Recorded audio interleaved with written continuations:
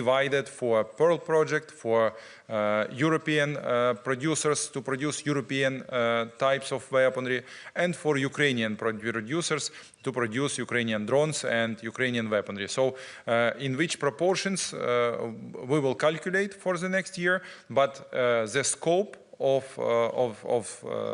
needs, of financial needs, is actually so as I explained. Sergei Sidorenko from European Pravda. Sergei Sidorenko. I have two questions, if I may. One is about, let's say, a change in perception of Ukraine by our partners. Do you see that Ukraine is perceived as a contributor in pan-European security after attack on Poland? And because to me it is important, as a contributor to European security should have a place in NATO. How do you see that? And regarding Pearl, that is, first of all, to our Prime Minister. До речі, з днем народження, Денис Анатолійович. I just wished a good birthday to our, sorry, Minister of Defense, still Prime Minister in my memory. So how do you see, what would be an evolution of Pearl next year? Because we see that now it is planned for this year. Would it be continued? Would it be expanded? Would it be like just the same next year? Thank you. I think that maybe first half of the question to our friends, and the second half I will explain, if I may. So, please. Shall I go first? The first half, the simple answer to your first question is yes.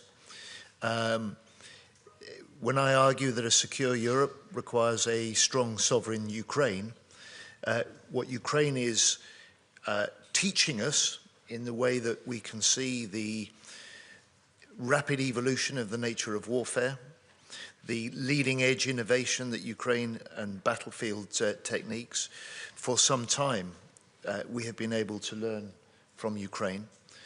And Ukraine is increasingly recognized and understood to play a part in the training of other NATO nations' forces and in recent moves to respond to incursions into NATO airspace.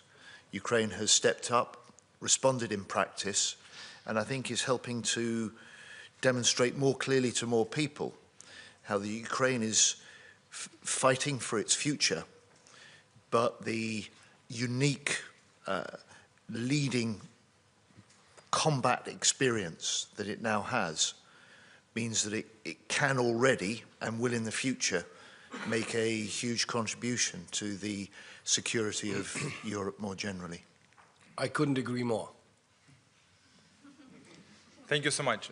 Thank you for this high estimation. We really are ready to share our experience with our partners, with our friends and neighbors, with Europe. Unfortunately, we paid for this experience by lives of our soldiers, of our civilians, our children, but this experience is absolutely unique, and we understand that we need to share it with our friends, just to resist to Russian aggression, to aggression of maybe the group of countries in future. So this is the way which we should go together. The second half of the question about Pearl next year. The Pearl is a unique project initiated by NATO Secretary General, supported by our friends and partners. We are grateful for this. There is some kind of weaponry and munition which is produced just in the United States. Ballistic missiles could be destroyed only by Patriots, by PAC-3 missiles, which are produced in the United States. Long-range artillery munition is now on the stocks only in the United States. So we need to have this weaponry, these munitions right now on the battlefield. And because of this, we need to ask United States to supply it. And we are so much grateful and appreciate this initiative and support of European partners for buying of this equipment and weaponry.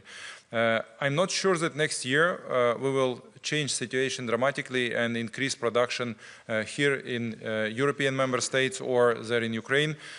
We will still need to cooperate with the United States, so I'm sure that Pearl project will continue. I believe that it will be modernized in so-named mega deal where we will very precisely, very clearly note and make list of weaponry which Ukraine needs in case of continuation of such scale of war.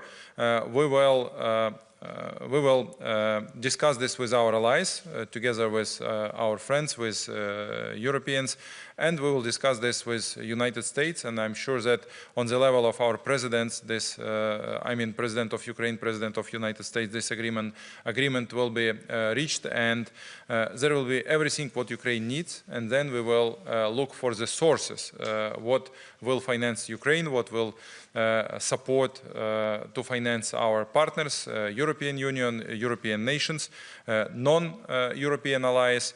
And then now we are discussing how maybe use frozen Russian assets. So we understand that there should be three ways. If we use frozen Russian assets, there should be amount which will be directed for the European allies, some part for Ukrainian producers, and some part for co-financing of Pearl in continuation in mega deal version of the Pearl next year.